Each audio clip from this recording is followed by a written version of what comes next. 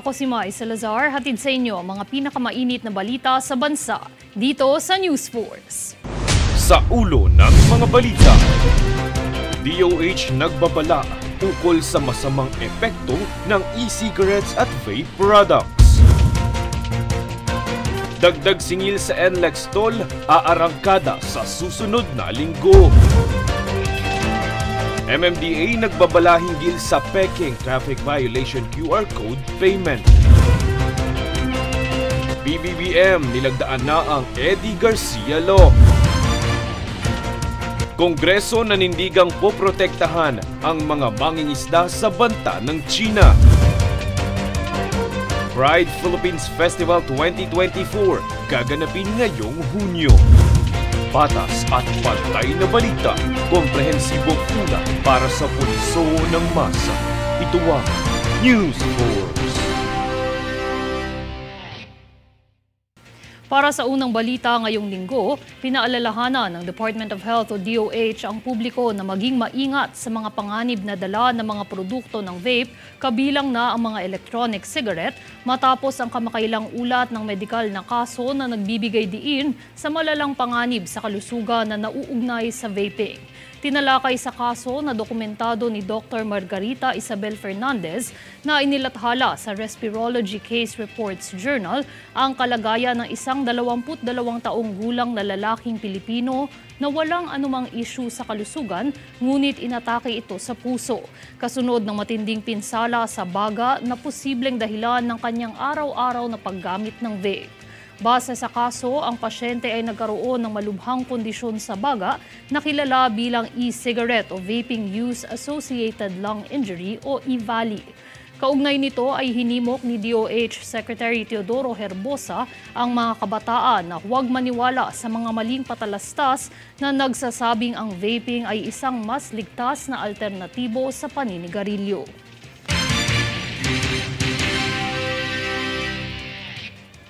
Kapit na mga motorista dahil nakaambang tumaas sa susunod na linggo ang toll rate sa North Luzon Expressway o NLEX. Partikular na magsisimula ito sa Martes, ika-4 ng Hunyo, kung saan aprobado na ito ng Toll Regulatory Board. Nakatala sa inyong TV screens ang dagdag singil sa toll rates para sa mga sasakyan na papunta sa mga sumusunod na lugar.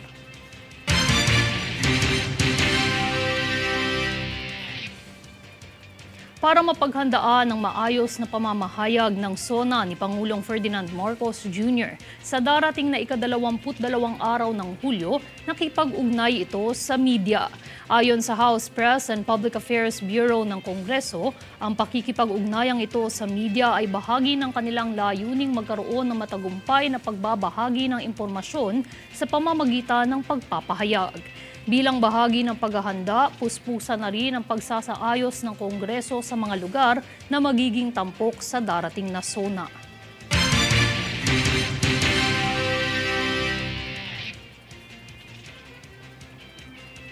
Upang masigurado ang sapat at abot-kayang presyo ng mga karneng bilihin tulad ng manok at baboy, binisita ng Department of Agriculture ang mga malalawak na merkado.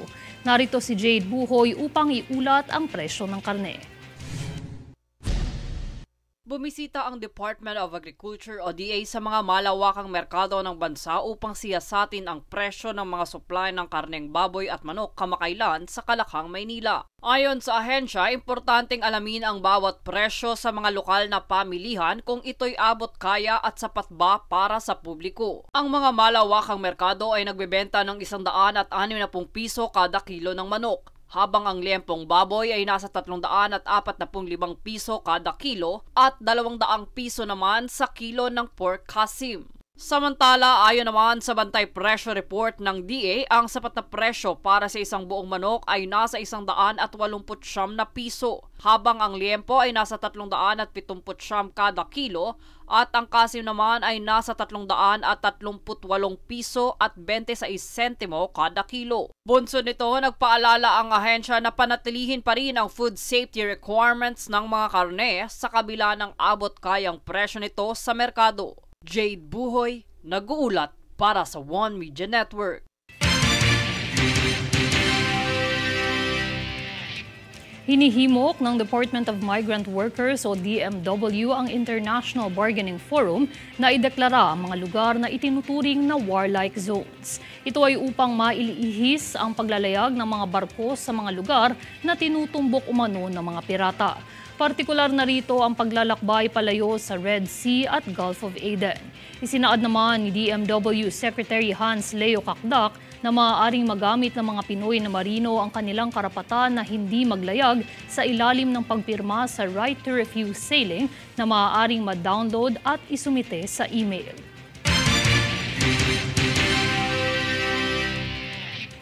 Nitong mga nagdaang buwan ay magugunitang talamak ang paglaganap ng mga text scam hinggil sa mga dapat na bayaran na bayulasyon sa trapiko o di kaya naman ay mga maling impormasyon patungkol sa mga programa at proyekto ng mga ahensya ng gobyerno.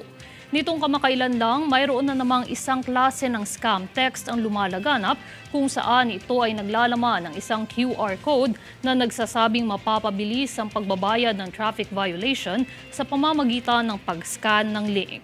Bunsod nito, muling nagbabala ang Metropolitan Manila Development Authority o MMDA na manatiling maging maingat sa mga ganitong uri ng modus.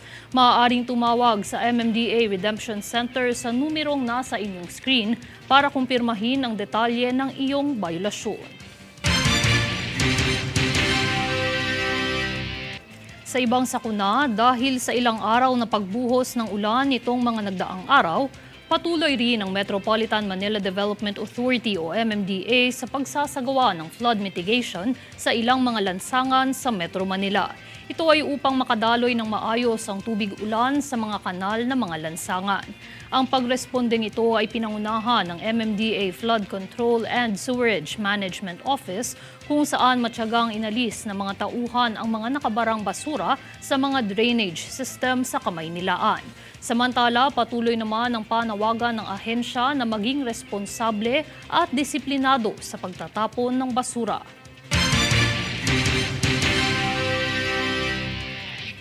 Susunod sa News Force. PBBM itinangging may kinalaman sa pagpapatalsik kay Senator Zubiri bilang Senate President.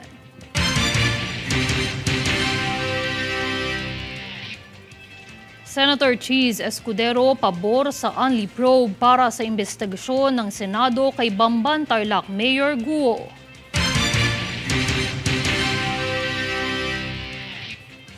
Crisis Alert Level 2 itinaas sa New Caledonia, mga Pinoy pinag-iingat.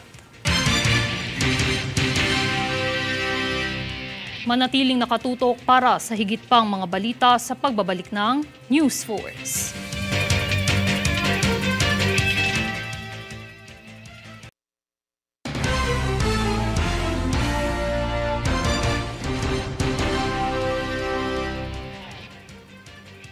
Upang maproteksyonan ang kapakanan ng mga manggagawa sa larangan ng telebisyon at industriya ng pelikula, nilagdaan na ni Pangulong Ferdinand Marcos Jr. ang Eddie Garcia Law. Para sa detalye, narito si Francis Riodique. Nilagdaan na ni Pangulong Ferdinand Marcos Jr. ang Eddie Garcia Law. Layo ng Republic Act 11996 na ito na siguraduhin ang proteksyon ng mga manggagawa sa industriya ng telebisyon at pelikula.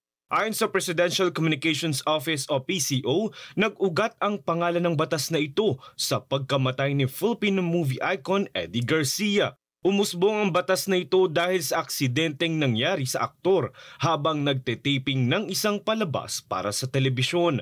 Magiging basihan ang batas na ito para sa implementasyon ng mga regulasyon sa oras ng trabaho, sahod, mga benepisyo, kalusugan at kaligtasan, pati na rin ang working conditions at insurance. Mandato ng batas na ito na ang manggagawa at employer ay dapat magkaroon ng kontrata o kasunduan sa dialektong maintindihan ng dalawang panig bago ang simula ng mismong trabaho. Nararapat ding sumunod sa Labor Code of the Philippines at Republic Act No. 11058. Sa ilalim din ito ay pinagbabawal ang anumang uri at anyo ng diskriminasyon na siyang tatapak sa karapatan ng bawat individual. Lahat ng manggagawa ay dapat mayroong ding benepisyo mula sa Pag-ibig, PhilHealth at SSS. Ipinag-uutos din ito ang patuloy na paghahasa ng kakayahan ng mga manggagawa sa nasabing industriya sa pamamagitan ng mga training na pangungunahan ng TESDA. Sino mang lumabag sa anumang seksyon ng batas na ito ay magmumulta ng 100,000 piso sa unang paglabag, 200,000 piso naman sa pangalawang paglabag at hanggang kalahating milyong piso naman sa pangatlo at succeeding offenses.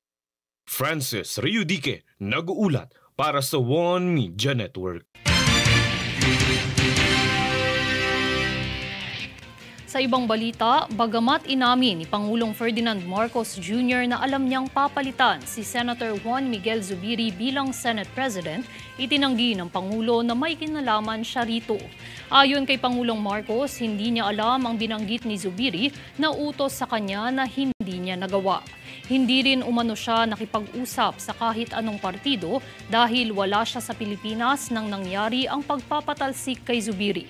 Paglilinaw pa niya, hindi apektado ng pagpapalit ng liderato sa Senado ang tiwala niya kay Zubiri.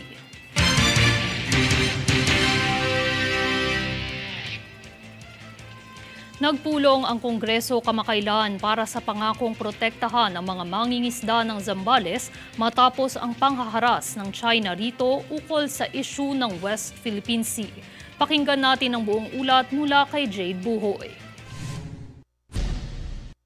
Nangako ang Kongresong tutulungan ang libong mangingisda sa probinsya ng Zambales sa kanilang kaligtasan at hanap buhay sa Bajo de Masinloc at iba pang lugar kaugnay rito laban sa pagbabanta at pangharas ng China.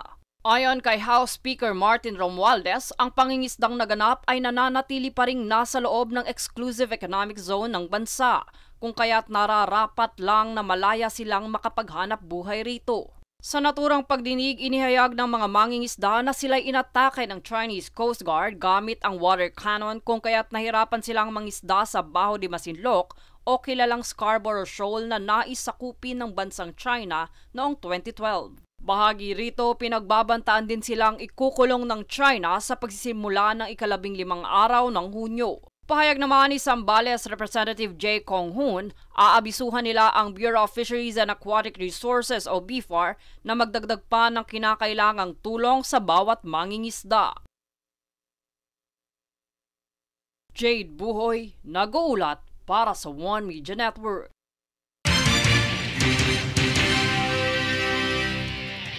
Umalma naman ang Department of Foreign Affairs sa fishing ban na itinakda ng China na sakop ang exclusive economic zone ng Pilipinas sa West Philippine Sea. Anya, walang karapatan ng China na pagbawalan ang Pilipinas sa sarili nitong teritoryo. Narito ang detalye. Nagprotesta ang pamahalaan kontra sa China kaugnay ng fishing ban nito sa South China Sea na nasasakop ang exclusive economic zone ng bansa. Ito ang kinumpirma sa isang pahayag ng Department of Foreign Affairs. Nagsimula umano ang fishing ban na itinakda ng China nitong Mayo at magtatapos sa September 16. Nilabag umano ng China ang Article 56 ng 1982 United Nations Convention on the Law of the Sea o UNCLOS. Ito ay dahil hindi nagkaroon ng exception ang China sa fishing ban sa South China Sea kung saan nasasakop na ang teritoryo ng Pilipinas dahil pasok ang ilang area nito sa Exclusive Economic Zone ng Pilipinas. Masasakop nito ang Bajo de Masinloc na itinuturing na traditional fishing ground ng mga Pinoy, gayon din ng iba pang mga bansa. Unilateral lamang umano ang regulasyong ito ng China at hindi umaayon sa napagkasundoan ni Pangulong Ferdinand Marcos Jr. at Chinese President Xi Jinping. Pinatataas lamang umano nito ang tensyon sa West Philippine Sea.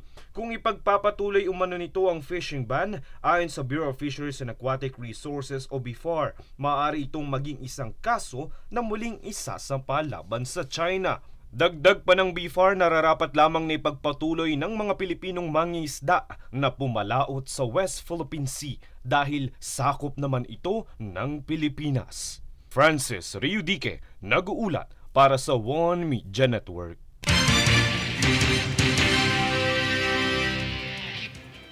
Sa paglaganap ng iba't ibang paraan ng pagbebenta online ay naging marami na rin ang bilang ng mga iligal na pagbebenta gaya na lamang ng babies for sale sa Facebook na siyang ikinabahala ni Senador Win Gatchalian. Yan ang balitang hatid ni Daniza Lopez.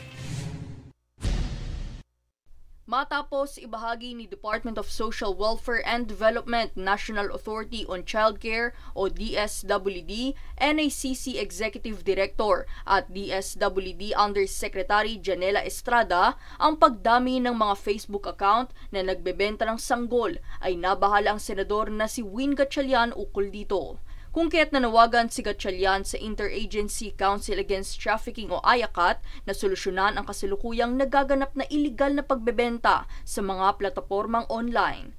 Ayon kay DSWD Undersecretary Janela Estrada, umaabot sa 40 ang mga account sa Facebook na nagbebenta ng mga sanggol. Pagtitiyak niya, ito'y aktibong sinusubaybayan ng DSWD-NACC para iwasan ang paglaganap ng mga ito sa Facebook. Ibinahagi rin ito ang kamakailang aksyon ng Philippine National Police Women and Children Protection Center kung saan napigilan nito ang transaksyon na nasa 50,000 hanggang 70,000 halaga ng bentahan online. Mariin namang ipinahayag ni Gatchalian ang iligal na gawain ito ay hindi naayon sa batas sa ilalim ng Batas Republika bilang 11862 o ang Expanded Anti-Trafficking in Persons Act of 2022. Dagdag pa ng senador, isa itong uri ng pang-aabuso na dapat sugpuin, kaya't paghihimok niya sa mga law enforcement agency, paigtingin ang mga hakbang ng panguhuli dahil dapat na managot ang sinumang sangkot sa gawain na ito, mapa-online man o aktwal.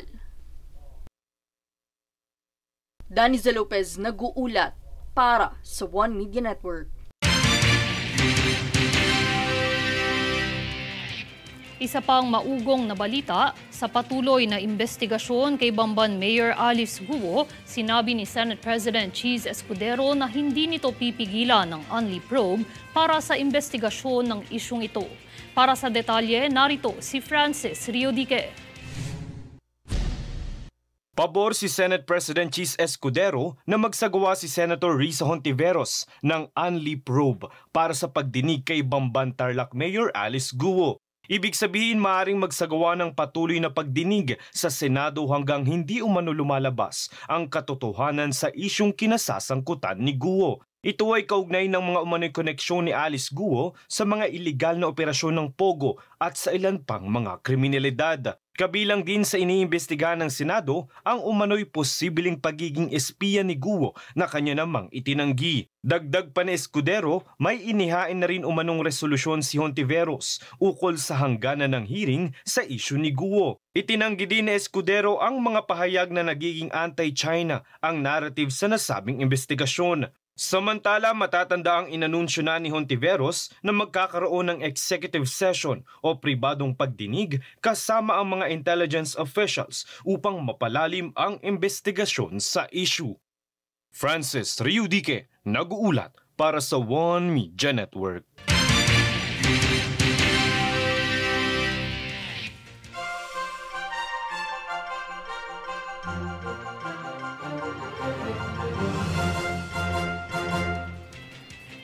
Balitang pandaigdigan, pinag-iingat ng Department of Foreign Affairs o DFA ang mga Pinoy sa New Caledonia na iwasan ang mga pampublikong espasyo.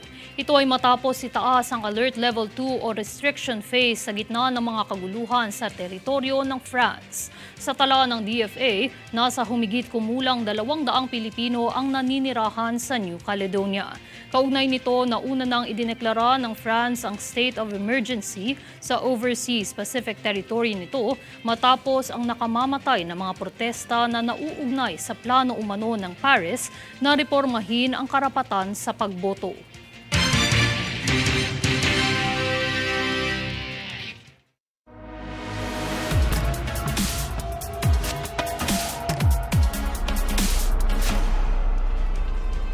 Mapapa-oh shucks ka nga talaga sa unang wave ng line-up ng hosts at performers para sa Pride Philippines Festival ngayong taon na gaganapin sa Quezon Memorial Circle sa Quezon City. Ang tema ng festival ngayong taon ay #LoveLaban to Everyone na gaganapin sa ika-22 ng Hunyo. Makikisaya ang ilan sa mga nagniningning ng miyembro ng LGBTQIA+ community at sikat na personalidad na pangungunahan ng host at TikTok sensation na si Sasa Girl at guest performers na sina Unkaboggable star Vice Ganda, JK Labajo, Janine Berdin at Marina Summers. Bukod dito ay talagang mapapa-o-shocks ang Blooms dahil masisilayan din ang girl group na Bini at iba pang stars na makikilove-laban sa Quezon City.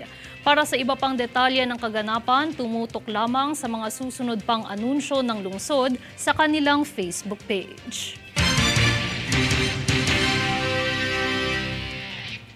At narito ang recap ng mga nagbabagang balita ngayon.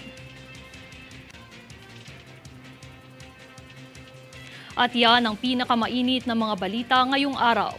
Manatiling nakatutok sa aming mga ulat at updates sa aming Facebook page, facebook.com/OneMediaNetwork. Ako si Mai Salazar at ito ang News Force.